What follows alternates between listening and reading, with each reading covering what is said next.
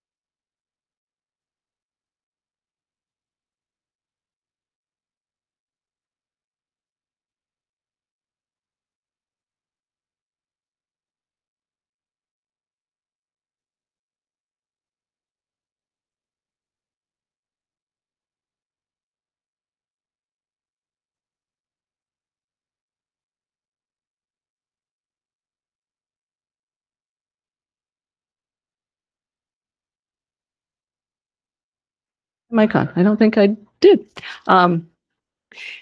I don't have much prepared. I just want to say that graduation went off beautifully without a hitch. We had a large number of graduates. They look like they are going on to do some impressive things in life, and I wish them well. And then we have reports to the board. Dr. Pogozelsky.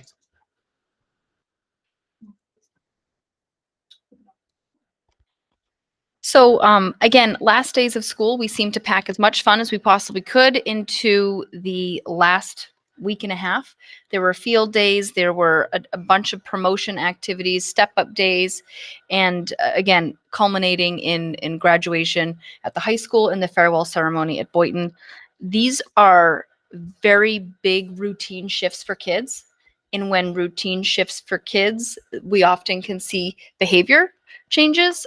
There's some kids that are very excited about summer, some kids that are not very excited about summer. So it presents a fun time of year, but also a stressful time of year for staff. We were lucky that the weather held out for majority of the end of the year. It was not, there have been years when it's 90 degrees in May and it is a sweltering last month of school. We did not have that. I wanted to provide feedback on our Messinic Vision of a Learner. If you remember the last time we had talked, we had 6 competencies. We sent it out to our stakeholder groups. We conducted interviews. We had a survey. We took all of that feedback that we had, and we were able to hone in on what we really were looking for out of these competencies. And from that, we were able to condense them down from 6 to 4. So we have responsible citizen, critical thinker, effective communicator, and active learner. What we realized is that in trying to ensure that we were getting everything that we wanted into each competency, there was some repetitiveness and some redundancy. So the group looked to try to hone in and say, okay, we don't need to say empathy 6 different times. We, as an effective communicator, you were going to do these things, which were also being a collaborator. So again, we took the feedback and we were able to hone that into 4. The next step was we had our students develop some ideas for a visual that we're working with an in-house staff member who has a passion for graphic design, and we're working with her to try to flush out what that would look like. So we don't have a visual yet. Melissa and I kind of saw some sneak peeks today, but we're hoping to bring something forward in July, ultimately rolling it out in August to everybody. The work is going to continue through next year in figuring out what does a responsible citizen look like at Highbridge? What does it look like at Boynton? What does it look like at Messinic? And we're going to start defining and working out what competencies in content area are going to look like. We also, again, because we're saving it all for the last minute fun, we had our special ed consultant, Tara Greer, met with us and the preschool team earlier in June. She met with all the service providers, the special educators, administration, myself, to discuss the strengths and weaknesses of our current preschool program.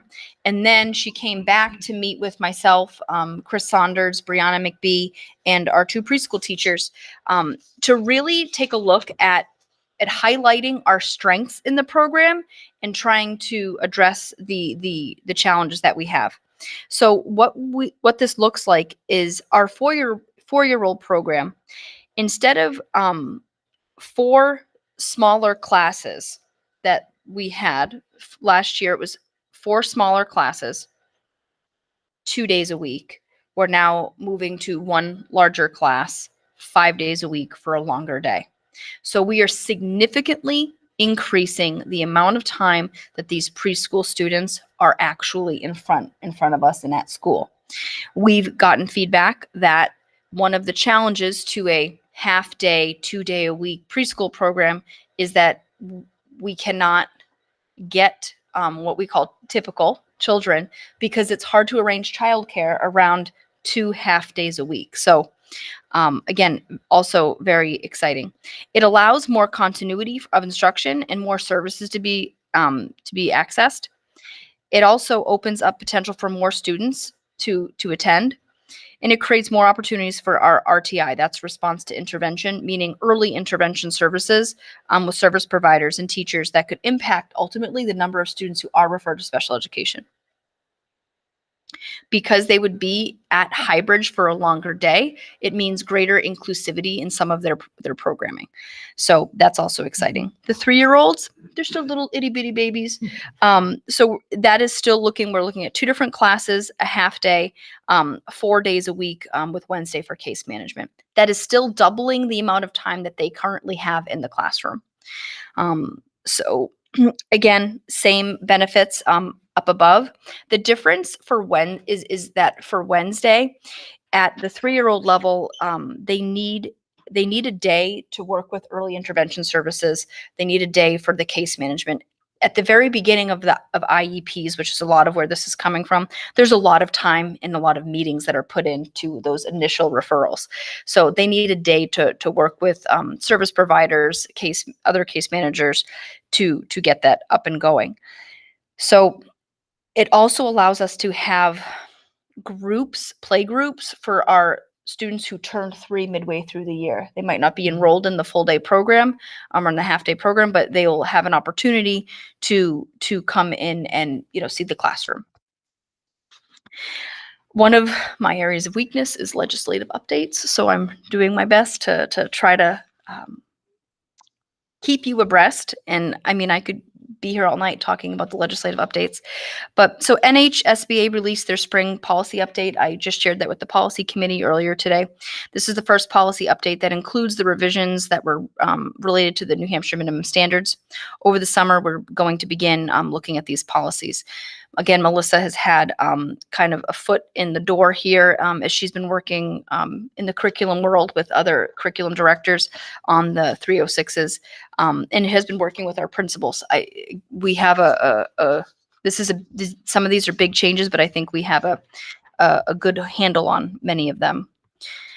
Senate Bill 210. So when I wrote this was last week. This was very contentious last week. It has contents related to the bullying and cyberbullying protections and open enrollment. It was kind of an amendment that was added, the open enrollment piece. There was thought that this was going to pass early in the week, that this was going to be a big ticket. NHSBA has put out a lot of information about the reasons that we were hoping for this to pause. Again, what I shared with you, it succinctly addresses some of the concerns that they have. The good news is that SB 210 did not have a resolution in the committee of conference. However, there are still two bills, HB 771 and SB 99, that both have an impact with open enrollment. Still kind of trying to tease out what exactly that will look like. House Bill 2, that's the budget. There's also a lot of pieces in the budget that are going to have implications for schools locally and across the state. I wanted to acknowledge a variety of people that have been extremely influential this past year. New Covenant Bible Church from Greenville is leaving Greenville. I think by August, they're going to be moving to Lineborough. They have been an extremely wonderful partner over the past 4 years. They have helped us with our food pantry that we've had in the schools, and they've helped up with our backpack program. So we bring backpacks and they fill them up with items that are readily made easy for kids to use at home. So they have been helpful with our Christmas and Thanksgiving drives that we've run, and have paid for wrapping, have donated gifts. So again, we're very grateful to all the things that they've done over the years. We had a letter that I think the school board members have signed, thanking them. Our PTA, PTO, and Friends of Miss Scenic throughout the year have held a variety of fundraisers, have run the school stores, have assisted planning luncheons for staff. They've offset transportation for field trips. They've organized ice cream socials. Without them, I think staff would be a little more sad. And I think students and families would be feeling the impact 100%. So again, thank you to our parent organizations that have helped out over the year. Additionally, we have parent volunteers that are superheroes. They are helping in the schools first to volunteer, especially at Highbridge. I don't know if you've ever been to the Highbridge lunch, but they need a lot of help. Like, you have to squirt the condiments on their plates for them. So it's a lot of extra work. And these parents have the patience of saints going around and helping kids open their Lunchables and open all their little packages. So again, huge thank you to all of them. And finally, Messinic seniors received over $20,000 in scholarships from many of our local and greater community partners. So I listed them all out. The guidance office at Messinic does send thank you letters, and many of the kids write personalized letters as well. So a couple of the major upcoming projects. Hiring. We have a lot of open positions. It's an ongoing challenge. We are competing with a variety of schools in the area. We are competing with our salaries as well. We have some summer projects that we're working on. We have some administrative summer summits that we're hoping to have over the course of the summer so that we don't overwhelm all of our principals. But after looking at the year, there are some gaps that I think we can shore up a little bit. So we're planning on meeting with principals and assistant principals, if possible, throughout the summer to just follow up on policies, procedure, and whatnot. Polly Bath, our behavior expert, is coming in August, and we are still working on identifying our teams at the different buildings and what that's going to look like.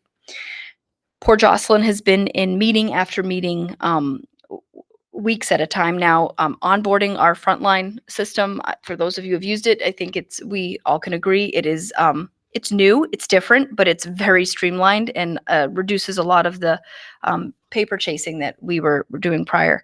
So we're hoping to start getting all of our policies, not all of our policies, all of our forms into the system, culminating what will be in August with some training for staff. We're hoping to run our sign-offs for all of our mandatory trainings through that platform, which will allow us to accurately track who's done what, who has signed off on what.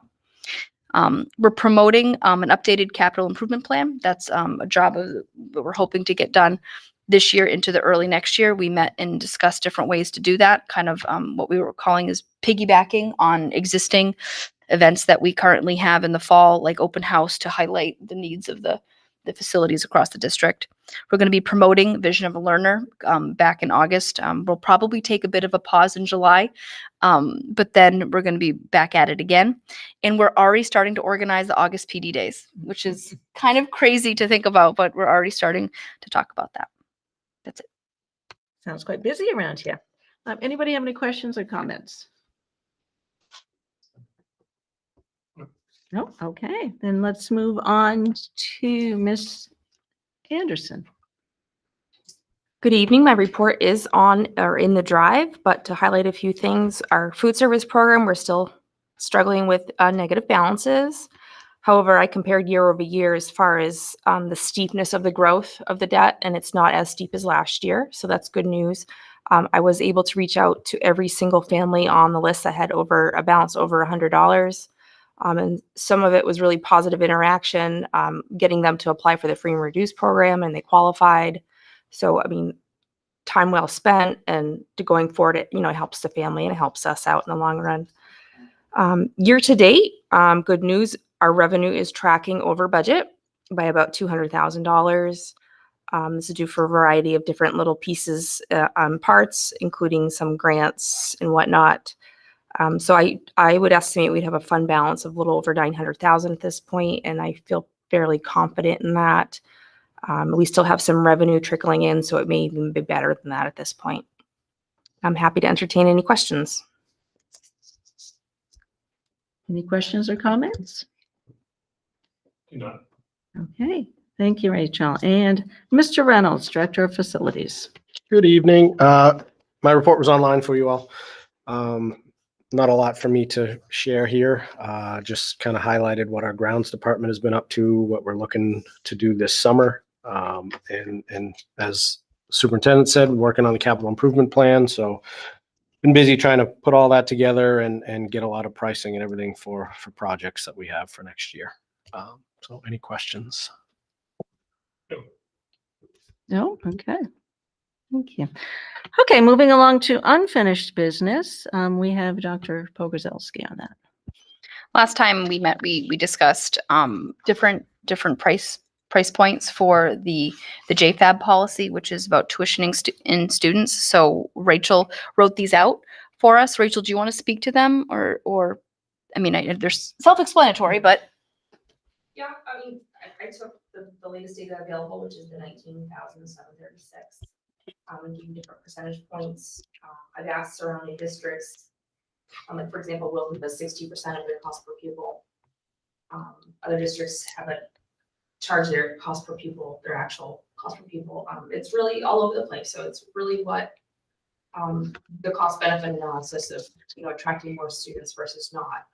And I mean, Dr. Pogorzelski has expressed that we do have the space to accept in certain grades. So it may be advantageous to be at that 60% or 55% or whatever the board is satisfied with. I'm on board with it. It's all good.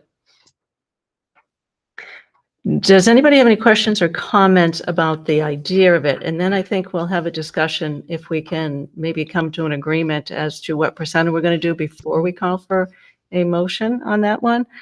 I had a few questions about the tuitioning in students, but I have you guys go first if you'd like. So just, I think last discussion, we covered the length of time that this tuition rate would be in place. What is that length of time? It's 1 year. 1 year. Mhm. And so this is something the school board will review on an annual Mhm. basis. Okay. Or can review on an annual basis, you know, so let's say that we didn't set it next year, it would default Default to whatever we decide tonight. Okay. And then just high level, what's the rationale in a range of 50 to 60%, like the high level rationale? I think that we wanted this to be something that was reasonable. Again, we're not a district that, and I say this working here, living here, that is necessarily super appealing to people in our area. You know, we have people, you have to travel to get here. Wherever you are, you have to travel to get here. So people are driving. We are close to a bunch of other smaller communities that are in similar positions that we are in. So I think that if we want to have an appeal, it needs to be fiscally attainable. And I think that this strikes me between the 50 and 60,000 or 50 and 60% seems to be something that I think we could look appealing for that amount of money.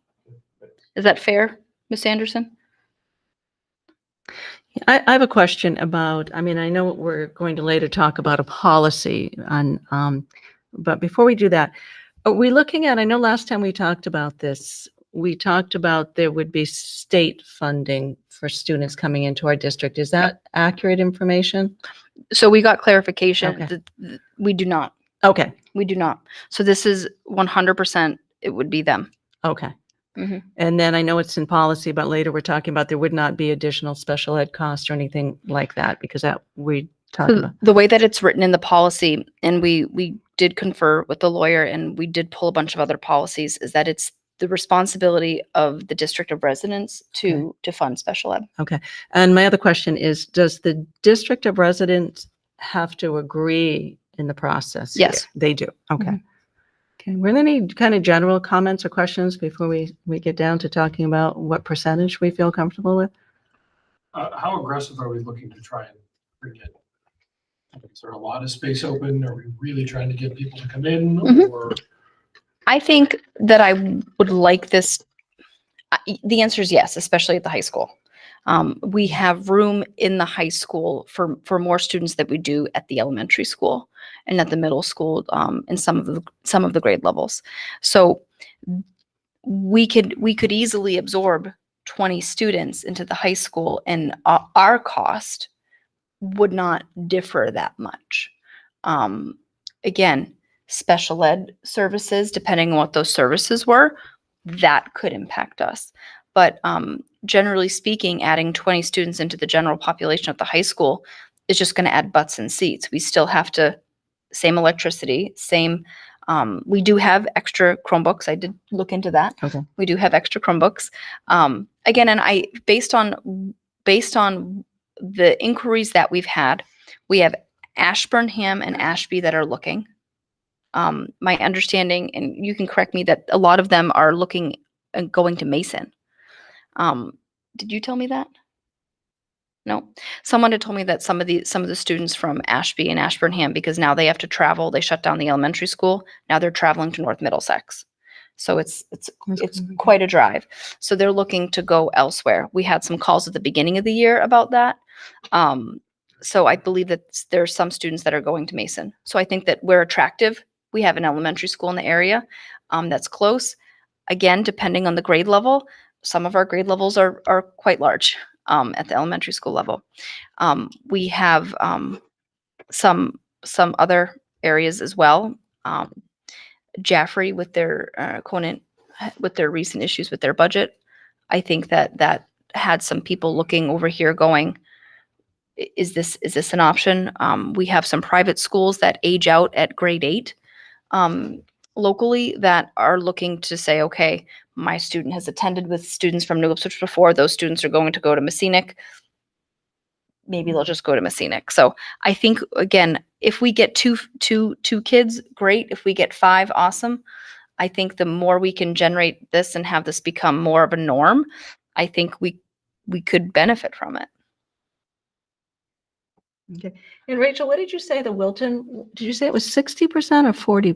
Uses 60%. And the other thing, just to maybe consider, is that with the EFAs or the education freedom accounts that have been brought into the state of New Hampshire, I believe they can use these in this instance. Yes, they can. So it does help subsidize the parents' cost. Okay. And In, local private high schools out there, look at like St. Bernard's in Pittsburgh, their cost is like $13,000 to $14,000 a year per high school student. So, I mean, I think that's where those percentages came from, to put ourselves in a competitive market, so to speak, for cost. and what's the process for bringing a new student in? Like, when would the decision have to be made by? Like, how is the turnaround going to be once we come? I think to be fair, I think a decision could occur at any point. So I think a parent could come forward and ask and bring forward their student for enrollment at any point in time. What we've outlined is some of the things in the policy that we're going to look at. We're going to look at their academic records, behavior records. So we have that process. And then I would make a recommendation to the school board whether or not we would accept or not accept. Again, this is an enrollment process. It is an application, so to speak. It's not open where anybody can just come in and sign up. There would be a payment plan that would be worked out. Ideally, it would happen over the summer so that then we can have everything in place for that student, a schedule, including to start in August. But in theory, it could happen at any point. Okay, so I'm gonna ask Rachel a question. So is this gonna add any additional, what's the workload is gonna be if we have like some number of students? Is it gonna, for the billing, the collections, is that gonna put a lot of, what kind of workload would that be? I think minimal. I mean, we handle our preschool payments on a monthly basis right now. And we would do the tuition payments slightly different. We'd be having them pay, a month in advance. So we're not chasing it like we are with some preschool payments we are now. So I don't see it being an issue. It's definitely manageable within my office. Cool. Any other general questions? Okay, how about on those numbers, 50%, 55%, or 60%? What are your thoughts? I guess I do have one more question. How's the number just being presented to the parents, the students? Just, this is what the number is. They don't have any context as to whether or not it's 50, 55, or 60 or anything like that. We would present that it is whatever percentage the board agrees on, that it's 55% of our cost per pupil. Okay.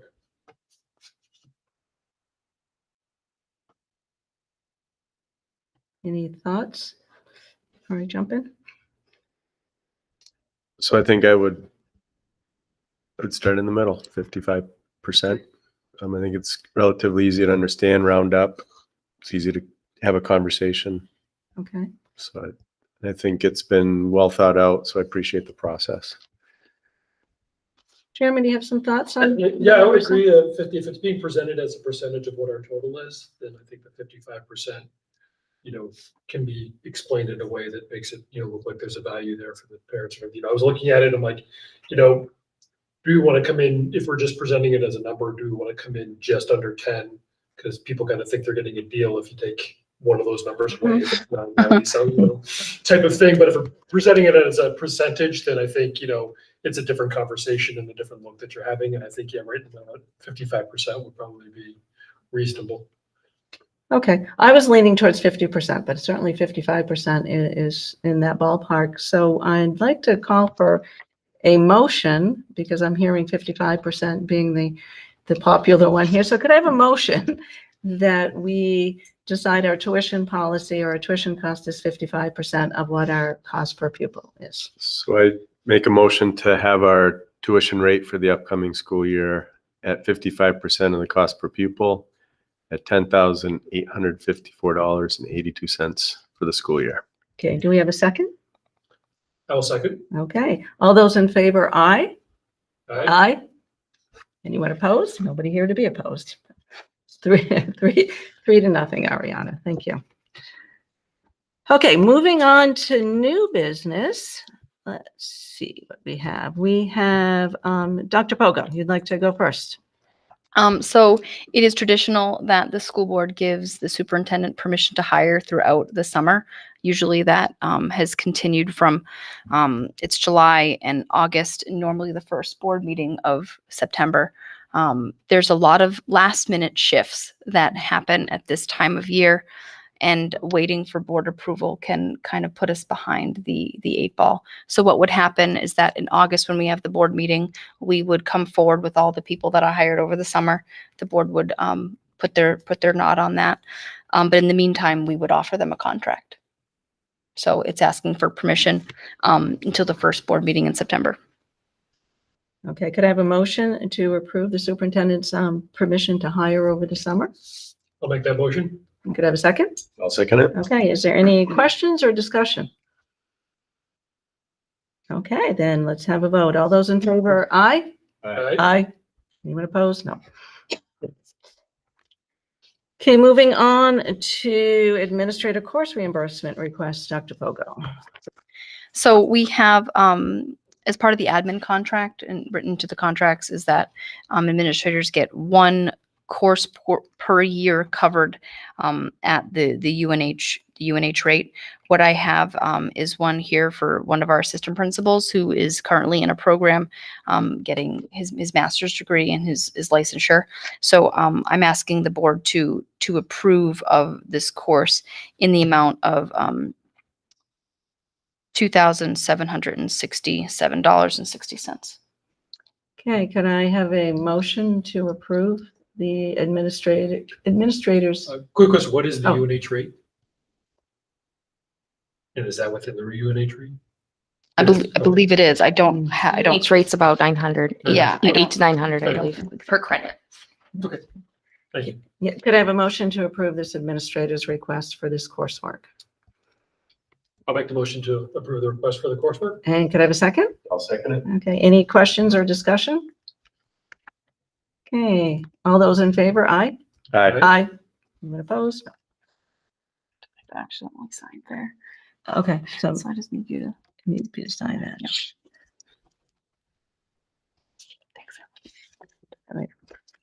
Okay, moving right along, we have Miss Anderson with wood pellets. Boy, because it's so cold today, we need to be talking about getting some heat. So Craig and I have been working on the request for proposals for certain items in the district, and one of them is wood pellets, and we have put out to bid.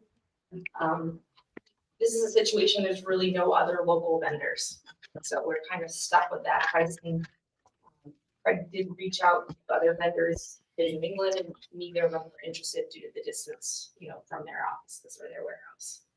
So we have a sole bid from Lime Green Heat for $323 per ton, which is a $25 per ton increase over last year's pricing. It's still within our budgeted amount, as long as our usage is about the same. So I have no concerns in that area. I'd be happy to answer any questions. So the lack of competition is interesting. Is that a worry, a concern? Because it'd be nice to be able to have a couple providers. Concern, yes, but it's been the same way for the past 3 years. So they're the New Hampshire dealer. 2 years ago, they purchased Sandry Energy in Massachusetts, who was the Massachusetts dealer. So now they own them. There is one in Vermont. There's one in Maine. I've reached out to them, and like Rachel said, it's the distance. They're not interested in traveling that far. It's not worth it for them. But Okay. yeah, it's tough to see. No one, we don't buy pellets by the bag like folks at home do. So we're kind of at their mercy a little bit. Okay. All right, thanks. Any other questions? Okay, could I have a motion to approve the wood pellet pricing as presented? I'll make a motion to approve the wood pellet pricing as presented. I'll second the motion. Okay, all those in favor, aye? All right. Aye. Anyone opposed?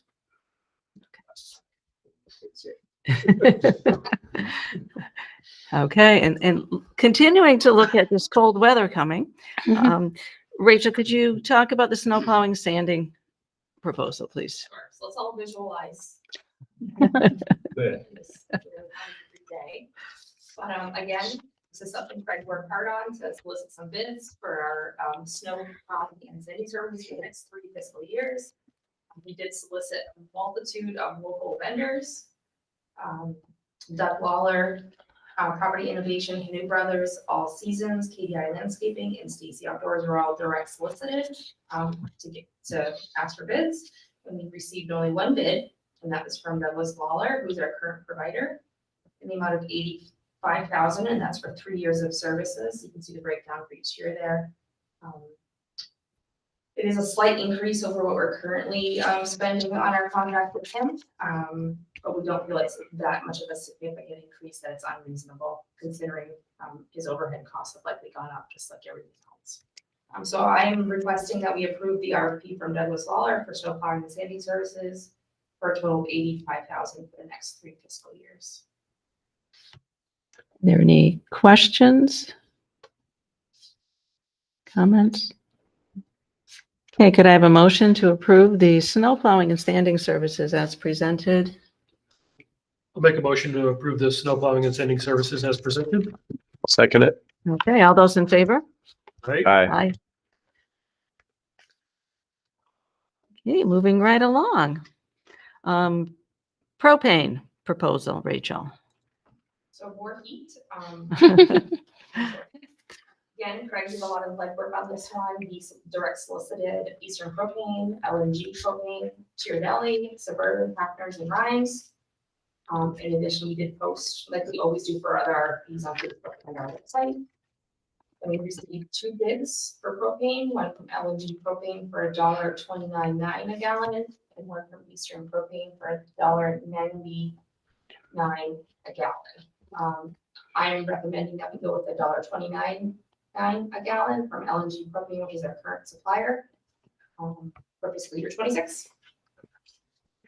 And that looks like that's the same rate as that we're currently paying, so, Correct, it's the same rate. okay. Any questions or comments? Okay, could I have a motion to approve the propane pricing as Make- presented? Make a motion to approve the propane pricing as presented. I'll second that motion. All those in favor? Aye. Those opposed?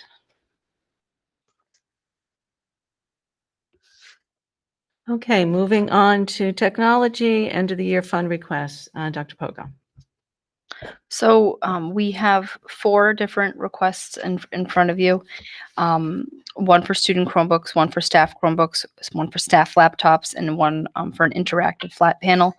The first 3, we did receive 3 quotes on each. The reason why we are recommending going with Trifera is because of the services that they're offering with purchasing them. There's a lot of configuration that they're going to do for us, which especially right now is going to be very, very helpful. So for the slight price increase, again, all 3 of them from Trifera, that's, even though they're not the cheapest one, that's the recommendation that we have. And then the interactive flat panel, that was under $5,000, so we did not get 3 different quotes. We used Trifera. It's in line with the amount that we've spent for our new line interactive flat panels before. So I wrote out exactly, I'm seeking end of year funds to purchase all 4 of these different. So again, the student Chromebooks from Trifera for $47,160, the staff Chromebooks from Trifera for $12,385, and the staff laptops from Trifera for $9,975. And then the flat panel from Trifera for $2,825. I don't know if you want to accept the slate. Yeah, do you want to do the slate, or do you want to look at each of them individually? It's up to the board. Do it as a slate? Okay. Could I have a motion to approve the slate as presented? I'll make a motion to approve the slate as presented. Could I have a second? I'll second it. Okay, is there any questions or comments? No. Okay, all those in all those in favor, aye. I, Any opposed? Okay, thank you. And looking at Mr. Reynolds, you have a number of items, and I think I'm going to actually then, after you present, look at them individually versus a slate, okay? Is this end of year? Yep. Perfect. First one I have in front of me is heating oil. We do have a pretty good rate with my oil for less, which we've used for years here, but I did get a few other quotes from Hafner's and Coyote Discount Oil, so you could see that. I am asking for you to approve my oil for less as the fuel oil supplier. Their current rate for over 500 gallons is $2.81 a gallon, but we're actually looking to order, we'd be pushing 10,000 gallons of oil from them. So that rate will even drop below that. So that's what I'm looking for from the board on this one. Okay. Do we have, let's make a motion and then we'll do our questions and comments.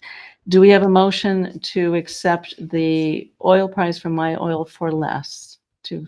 This is refilling the tanks we have now? Yes. Okay.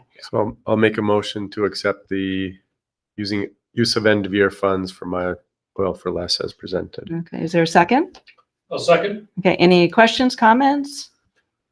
I just have a quick question. So we got wood pellets, propane, and oil. We do. Why? Just flush that out for me a little bit. Yep. Then So each school's got something different. So years ago, obviously the wood pellets were put in when it was a great, about 12 years ago, everyone Great was deal. good deal. The government was giving away money for it. So that became our primary source of heating at the schools. Oil, it used to be oil. So now oil is the backup. At Boynton, however, the oil works in conjunction with the pellets. The two boilers, wood pellet boilers that we have at Boynton aren't quite enough to heat the hot water and the heat at that school. So the oil does run there year round as well. Propane is used for some kitchen items, the cooking, and it's also currently backup heat at Highbridge. Thank you. Yeah. Great question. That's a good question. Okay, any more questions or discussion? Okay, all those in favor of accepting or approving the end of the year funds for heating oil, say aye. Aye. Anyone opposed? And I forgot to say aye, Ariana, but I'm an aye. Okay. Okay, Mr. Reynolds, replace a gator, and that one you're going to have to explain to me. Okay, so Gator is our utility vehicle that the grounds department uses. It's a golf cart on steroids, essentially, right? It's a pretty important piece for them. It gets our gear around to all the athletic fields for them to line it. We do plow with it, the front of the schools and stuff, and sidewalks around the schools. It's on its last legs. So I did get some pricing from a few different vendors, which you can see there for a few different kinds. I'm asking for us to approve United Ag and Turf. You'll see it's at $25,782, but that was I thought I already had pricing, so this was kind of a last minute one, but turns out I had pricing for mowers. It was a last minute thing, so I said just give me the big deal. So where we have a John Deere Gator now, a lot of the equipment, the plow, the mounting, some of the stuff we can take from our existing Gator and won't have to. So that price is high. I did ask for, it was only $20,000 in the original ask. And that's what I'd like to keep it 20 grand or less. So I'm asking that we go with United Ag and Turf as the vendor when we hopefully replace our Gator. And those accessories can't be transferred in Yes. any of the other kind? No. Okay. The John Deere's, it's Yeah. not compatible with the other stuff with those. Yeah. And what's the general cost for an accessory? Let's say like a plow or, The plow is about $5,000.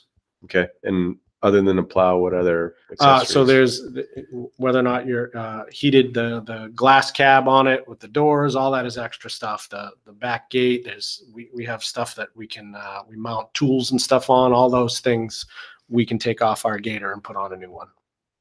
And so to replace that on a Polaris would be another expense. Yes. Okay. Yeah. Thank you.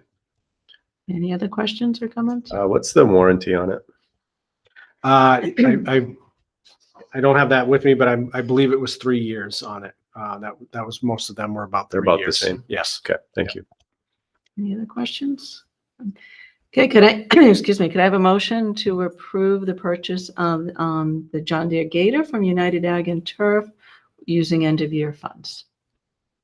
I'll make a motion to approve the purchase of a John Deere Gator from United Ag and Turf using end-of-year funds.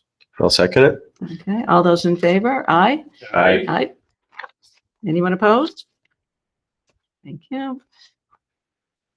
Okay, next we have the air vent and drain. Okay. We went over this at the last meeting, but just a quick refresher. In the heating loop of Highbridge Kindergarten Wing makes, it likes to make some great gurgling sounds. It kind of sounds like a lawnmower running, and the teachers don't really appreciate that in their classrooms.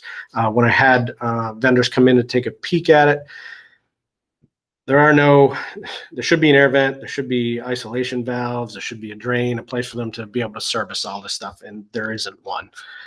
So they dug into that, got a few prices for that to actually happen. So what it would be is installing a drain, an air vent, and I believe it was 6 isolation valves along the loop, so that they could service that.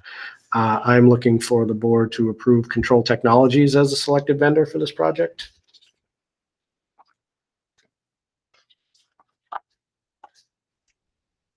Are there any questions? Have you worked with Control in the past?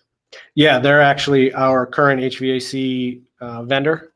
They take care of all our system stuff. Sweet. Okay. Why wasn't this stuff on there before? That's a great question. I don't have an answer for that. When they built the building, It wasn't there. Any other questions?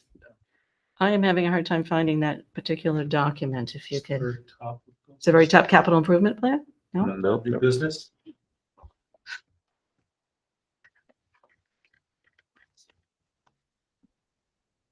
Air vent. Air vent. The title of the document. Under new is air vent. business? New business? Thank you. I'm good. That was an easy one. So That was an easy one. Okay. Could I have a motion then to approve? And which one did you say from Control Technologies. Control Technologies? If I'll- I could have a motion to approve the purchase of the vents from Control Technologies. I'll make a motion to use end of year funds to purchase a drain vent control from, I think that's enough from Control As Technologies presented. for yeah. $8,875. Thank you. If I could have a second. I'll second. Okay, all those in favor? Aye. Aye. Anyone opposed? Thank you. I guess I do have to scroll up. Okay. And Mr. Reynolds, you're still on with Walter. He's on Walter. for a while. Walter. We got Walter. Didn't we That's what talk I've about named- Walter once before? I think Yes. with water filtration heating loop. Yeah, so this is, we're talking about the high school, and Walter is a great name for the pellet boiler there with all the troubles that it's given us. So this is to filter the heating water of that pellet boiler. As most of you know, we've had a couple of instances with some portions of that pellet boiler that have sprung leaks, and we've had to make repairs to in the past. And part of that is the hard water that we have here in the district. So we'd be looking to install this filter system that will, help give more life to the parts and pieces that we've spent money on and replaced by keeping that water cleaner. So I am looking for folks to approve Weatherby Plumbing and Heating. They came in at the least expensive. They do a lot of work for us here in the district. Are there any questions or comments? I think this is fantastic because the water quality is causing a lot of operational issues that anybody that requests a tour, has a tour, we'll see it. Are you working with the pellet boiler manufacturer, or are you just using how did you make a decision on the system? Is it just? Couple of ways. With the problems that we've had, the manufacturer has been out here, and they're out of Oregon, and plus our local service tech who comes and takes care of it. You know, they've both cited the water as an issue and that it really should get filtered. Okay, thanks. Any other questions or comments? Okay, could I have a motion to approve the purchase of the filtration system and the heating water loop for the pellet boiler at Messina using end of year funds from Weatherby P&H for 26.5? I will make a motion as presented. Okay, I'll second it. all those in favor? Aye. Those opposed? Okay. Okay, moving on to capital reserve fund requests. Mr. Reynolds, you're the popular guy tonight, aren't you? It's Greg night here. Yeah. Yes. I have a couple of requests. I will start with one that's in my hand. The end of our last cooling season, September, the AC units in the main office at Boynton failed. We had folks come out to see if they could be repaired. The units are beyond repair and so old that we can't even get parts to replace them. So I'm looking to use capital reserve funds from FY26 to replace the 3 AC unit heads in the BMS main office area. And I am looking for approval to use Weatherby Plumbing and Heating from the 3 vendors that I got pricing from. Okay, any questions or comments? I'm not sure why anyone would need AC around here, but Yeah, I don't even want to go over to the school right now because I know, I'm sure it's pretty miserable. Is that why Kevin took those vacation It could days? It's pretty bad. Could I have a motion to approve the purchase of the, whatever it is to fix this? Who keeps getting it? From Weatherby Plumbing and Heating, using the capital reserve fund. Could I I'll have a make motion? the motion as presented. We have the dollar amount. Oh, the dollar Sorry, amount is dollar amount. 22,100, which is the lowest of the 3 bids. So we have a motion to approve that from Tim, and could I have a second for that? I'll second. Okay, all those in favor? Aye. Those opposed? Okay, Mr. Reynolds again. hello. Last one for capital reserves. So the end of the school year, the hot water system just died at Highbridge. We've been limping it along for the past few months. It's an older propane boiler. It gave out at the end of the year and needs to be replaced. So there's currently no hot water at the school. So I got bids. This was going to be a larger combination of heat and hot water as the 2 boilers are the same age. I'm crossing my fingers that the heating one, which is used for backup over there, might have a little more life left in it because it didn't get used as much as the hot water one, which is used daily. So of the 3, again, I'm looking for you to approve Weatherby Plumbing and Heating to replace the hot water system at Highbridge for $46,100 using capital reserve funds. Okay, any questions, comments? You getting a bundle? You want all this stuff for Weatherby or? It seems like, yeah, with the price. I get the family pricing. Yes. No, all set and okay, could I have a motion to approve that purchase from Weatherby Plumbing and Heating for $46,100 for the hot water system at Highbridge? I will make a motion to purchase a hot water system for Highbridge for $46,100 from Weatherby from the capital reserve funds. Could I have a second? I'll second it. Okay, all those in favor? Aye. Those opposed? And Mr. Reynolds.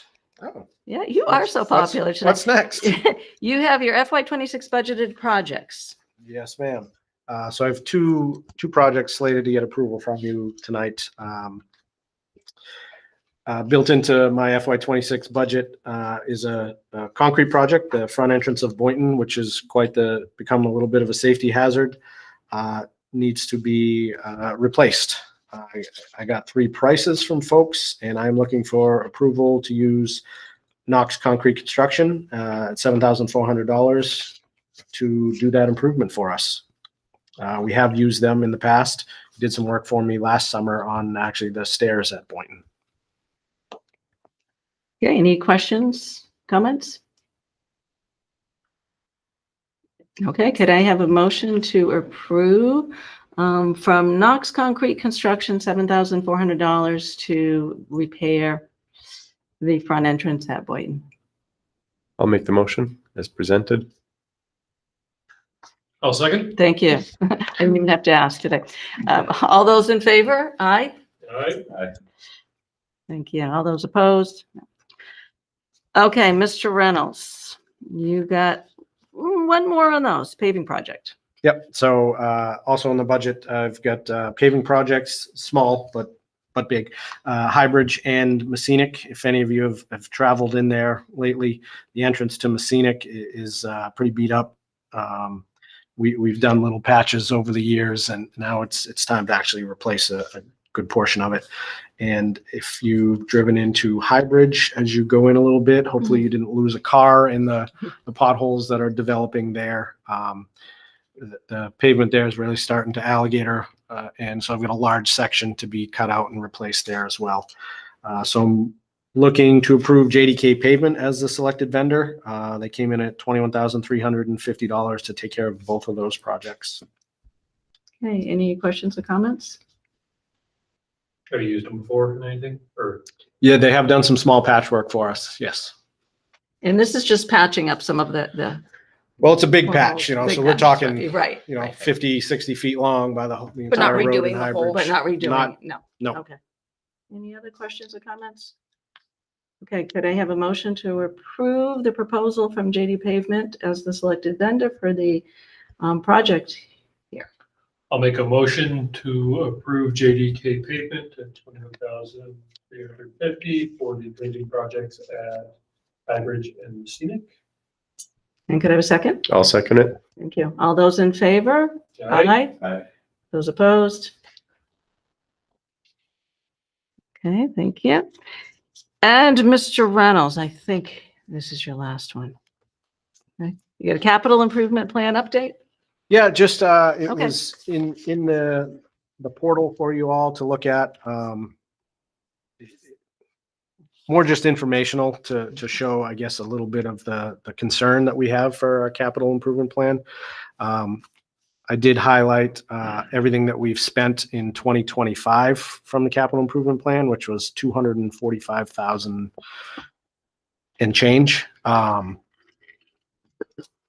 Only, well, about 93,000 of that was unplanned. So there were a few projects that we did plan to use it, but we're starting to hit where lots of stuff is going wrong, and we keep having to dip into it more and more.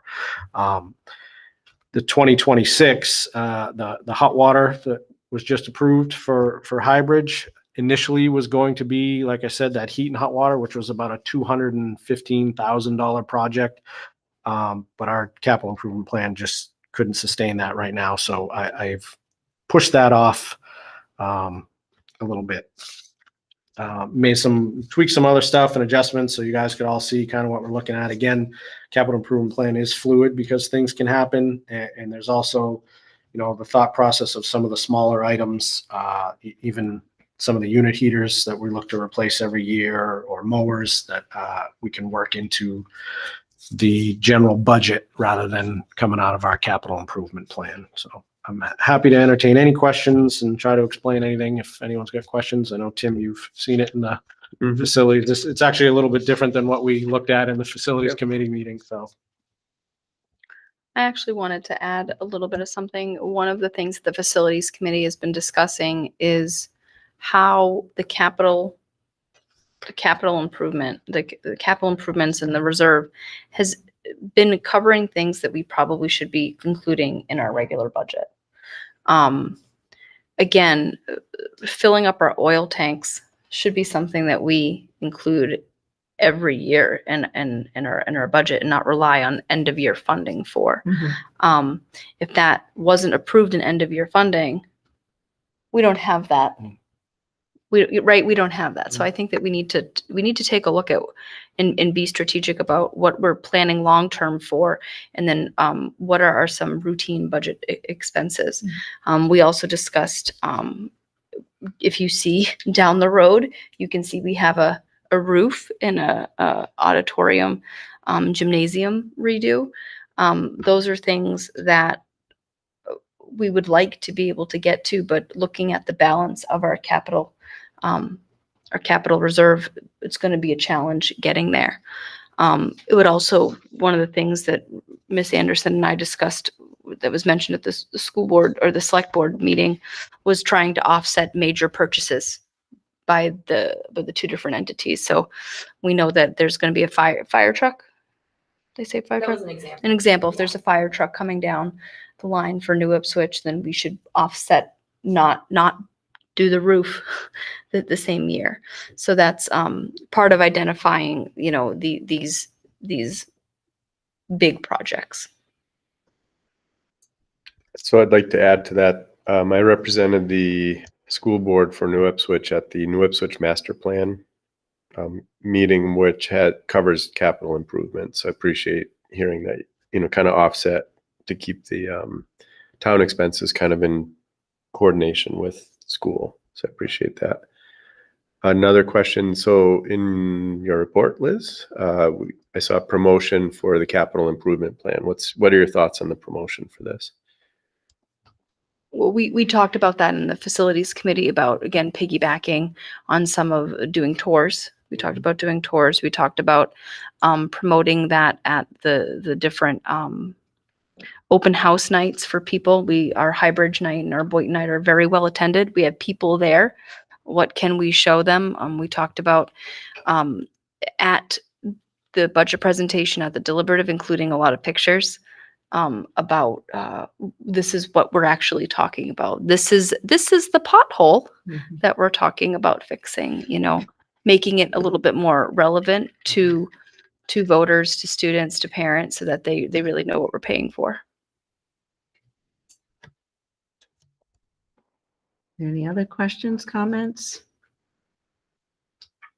I like the way on the capital reserve fund here that or capital improvement plan, excuse me, that we are looking far ahead and sort of in trying to predict what are we going to need down the road. Now, things always come up that we can't predict, but it's good to have a kind of a long-term plan here.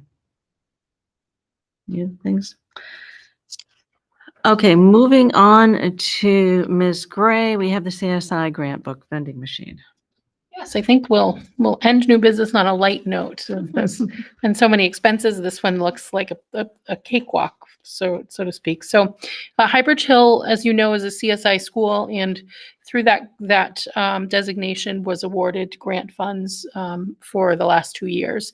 The first year of that grant is coming to expire September 30, and there is a chunk of cash there that needs to be spent. It needs to be spent very shortly and operationalized in front of children very shortly. We're in the summer months. We are looking at what kinds of things we can do to add resources, to provide resources to students. And one of the ideas was to purchase a book vending machine. And in September, we will launch that with all of our students, and it will allow students at Highbridge to earn tokens to purchase brand new unused books. And they get to keep those for their own personal libraries. It increases the at-home library for students. It allows students some choice, and it develops lifelong love of reading, hopefully. So we are looking for the use of CSI grant funds, to purchase the $7,765 book vending machine and books, as well as the specialized trays for the machine. And this does allow us to customize that machine to make it Highbridge special as well. I apologize that the other quotes were not in there. There were 3 quotes in all that were gathered. An AMS book vending machine was $5,395.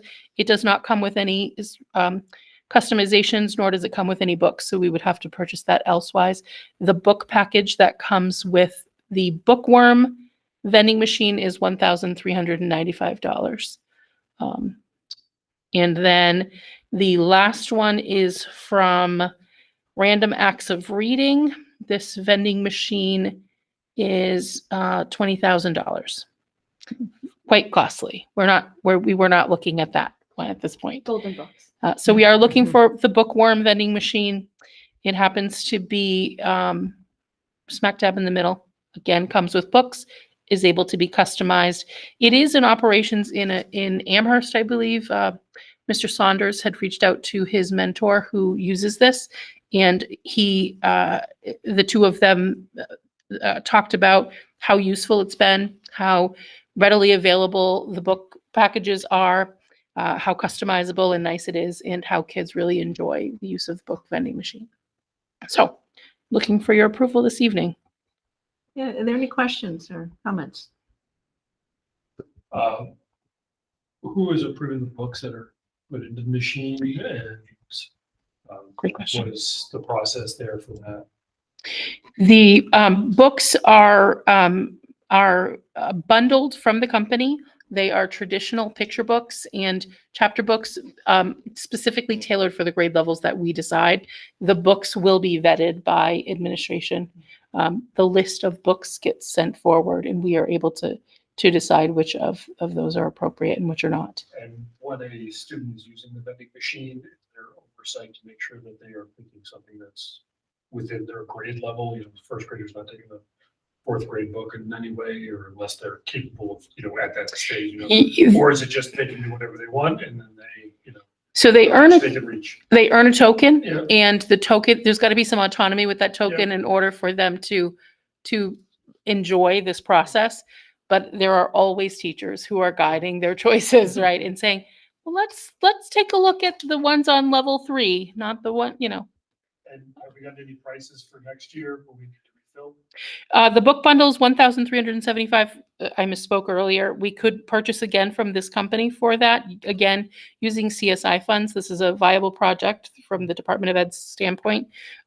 Secondly, Mr. Saunders and I spoke about the use of book fair funds. The Scholastic Book Fair often, provides points to schools when families engage in the purchasing.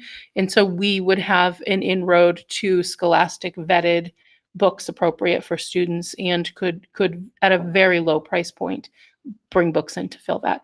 A little more cost effective than this package that's presented here. I think it sounds like a fun idea. I would love to go use tokens and pick out a book. I think it sounds very appealing to kids. Yeah. Any other questions or comments? It's Okay, cool. could I have a motion to approve to use the CSI grant funds to purchase the book vending machine and supplies from Bookwork Vending Machine Company, and that is in the cost of $7,765. Could I have a motion? Make the motion as presented. You could have second. Okay, thank you. All those in favor? Aye. Those opposed? Okay, thank you. I can't wait to go see that book vending machine. I think I'm very it sounds excited. So cool. And we had an agenda adjustment for the ABC advertisement.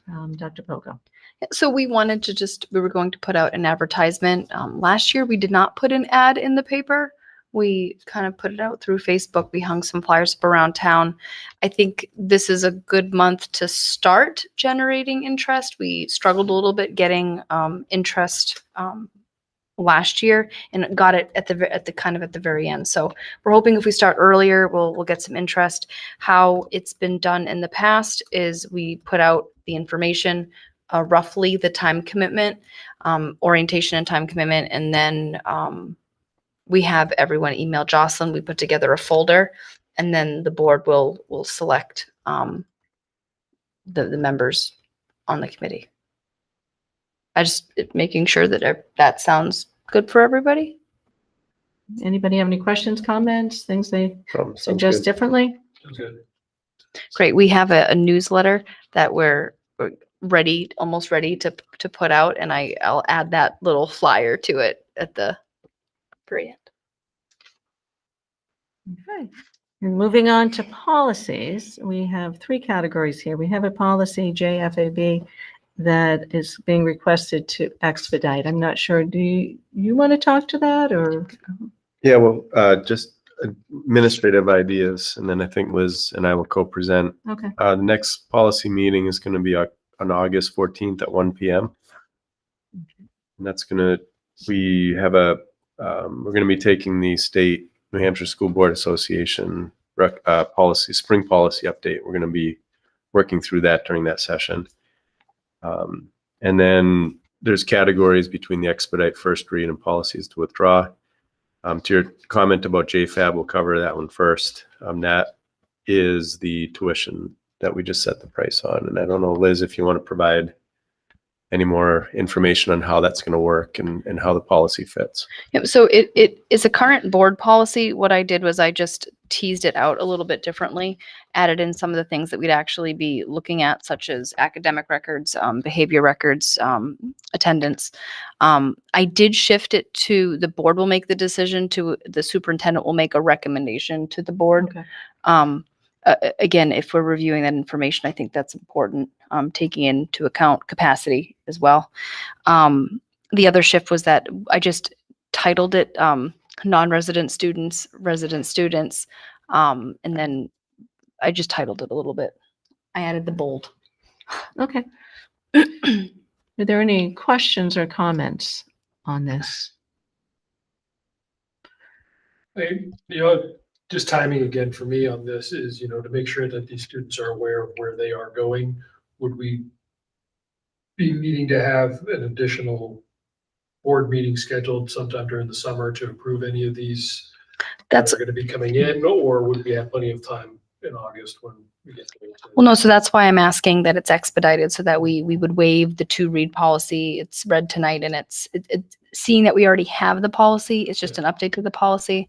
We're just, again, waiving that and putting it in. But Jeremy, are you asking that, okay, we approve this policy, a student applies, when do we meet to take your recommendation, so that when does the student know that they're actually coming to Well, Messina? once Is we, that what you're asking? again, we have the meeting tentatively on the books for the 21st.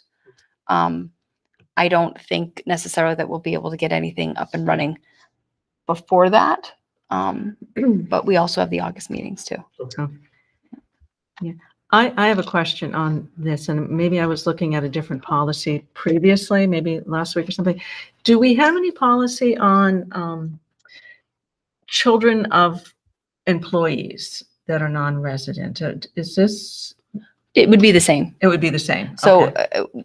There are a lot of policies that have that clause in there. They're considering that we already we're offering at 55%. Okay. That's lower than what I have seen in other districts. Okay. Rachel, I don't know if you want to add to that. We talked about that. Yeah, we kind of threw that idea around, but we figured the demand for that wouldn't be terribly high at this point, and that we want to kind of test out to see how it works with the tuition students, if we do get any, before we add on to the policy, maybe a different rate for employees. Okay. It was kind of like, we don't want to do too much all at once Okay. to roll this out. That was kind of the end result. Okay, thank you. I had a discussion with a current employee that was sort of down the road thinking they would like to send their student here. So I was just curious whether we Interesting. at some point talking about that. Okay. It could also be set in the tuition rate. When we set the tuition rate yearly, we could set a tuition rate that's different rather than adjust the policy. We could say, because again, it's non-residents, Yeah. right? So it could just be the same, a 40%, as opposed to Okay, 50%. okay, so that could be always down the road. Absolutely, yeah. Okay, that's what I was wondering, whether there was some discussion on that. Are there any other questions, comments, thoughts? Just a procedural question. So what's the next step? Do we just make a motion to approve this, or? To waive the 2-read. Okay. And to approve tonight? Okay. So do you have comments first before I make that motion, or? No, I don't. Sounds like we've already had our questions, comments. Does anyone? Okay. Yeah. So I'd like to make a motion that we waive the 2-read on the JFAB admission of tuition and non-resident students And approve it. and approve it tonight. I'll second. Okay. All those in favor? Aye. Aye. Those opposed? Okay, thank you. Okay, we have a number of first read policies. Dr. Pogo, are you taking care of that or? I'll start. Tim's going to. Yep. So this is the first read is the policy committee gets together, then we bring it to the school board. This group from A to F are updates as a result of the executive order, recent executive order, which we're shifting back to the 2020 coverage. And there's a couple of language updates, but there was nothing material for the content from the policy committee. Okay, so their current policies were just some little tweaks and No, language They're updates? they're rolling back Rolling back. to okay. where they were in 2020. Okay, And then there was some just modern language updates, Okay. phrasing, terminology, etc. and this is first read. Correct. Yep. And that's information only, correct, Liz? That this is information only. Yeah, we're not asking for any action. The first read No, is yeah, just first read. information. Yeah, just, Yeah. yep. I don't know if Jeremy's had a chance. Oh, you're on the policy Yeah, committee. Yeah, we've talked about this for hours. Well, I but- haven't had a yeah. chance to look at all of them. Yeah. Oh, well, But I don't do it will. before bed. But I will. And so the last one is policies to withdraw. I'm just gonna go there to keep things moving. Okay. The first two, A and B, the ACAC and the ACA, are going to be withdrawn. And that is because of the shift back to 2020. Okay. So these policies were in place for until we finish the process and we put the first read policies and we vote on those. Item C is a duplicate and it's covered by a different policy at this point. So we'd like to withdraw that. Okay. Any questions or comments? But I would probably be the only one with questions anyways. I think Melissa has a comment. I just Okay. want to make a clarification. Item E on your list, ACAB-R, that is for staff, not for students. Oh, okay, so this should Just say want to make sure staff. that there's no redundancy there. That should Okay. say staff discrimination and Melissa. harassment policy I'll procedure. have that fixed for the next one. Okay, moving along to agenda building. If we end up meeting on July 21st, I would actually be surprised if we don't, but if we do end up meeting, is there anything that anybody wants to make sure goes on the agenda, or you can even let Mitch know at a later time and he will talk to Dr. Pogo, but is there anything burning or pressing? Not at this time, but the process I think would be if community or something comes up, we can always suggest an agenda item, Okay. correct? So I Yep. think we'll just use that process. Okay, I don't know if we'll have one, so. I've heard this before. But hopefully I'm wrong on that one. Okay, moving on to personnel. So we have quite the personnel report in front of you. This is a big one because we're nominating a lot of our stipend positions, a lot of our coaching positions for the fall. We had our Husky Camp, which is currently going on. Well, not at the moment, but it's going on until tomorrow. Husky Camp is occurring. We have some work that's happening for PD blasts over the summer, professional development. We have a few resignations, and due to 2 of the resignations under 4 and 5, just to put everyone's mind at ease, because they're both in the same department, we are contracting with Matt Ballou to just help get us through this little bit until we can hire. So he'll be helpful there. The transfers that you're seeing here are actually, again, they're people within the schools that are just moving to different positions. So I'm happy to answer questions. Any questions, comments? Okay, could I call for a motion to approve the personnel slate as presented? Are we ready for that part? Make a motion to approve the personnel slate as presented. I'll second it. Yeah, all those in favor? Aye. Aye. Anyone opposed? Okay, thank you. Moving on to under our agenda where it says review approval of non-public minutes, we're going to have to wait until we go into non-public for that. So at this point, do we have any final public comments? Is there anyone? No one's watching us tonight, huh? Okay. So at this point, correct me if I do it wrong, I call for a roll call vote to go into non-public. Is that what? A motion. Oh, you're right. And then we Oh, do a roll call. Yeah, Motion to go thank into you. non-public, then a roll call. a motion, second, and, okay. Could I have a motion to go into non-public? I'll make the motion to go into non-public sessions under RSA 91 Thank you, dash A:3 and I don't know, is it A through C. A through C. We'll do A through C. And could I have a second? I'll second. Okay, roll call vote. Tim, Yes. Jeremy, Yes. Ellen, yes. Okay, so we have 7:20. We are entering into non-public. And why don't we give a 5-minute, 4 minute, do you need 4, 5? Let's go 4 minutes and come back at 7:25. Ever the teacher, I love it. 2, 3. Because everyone wants to get home tonight because they have air conditioning except me. And then So, yeah,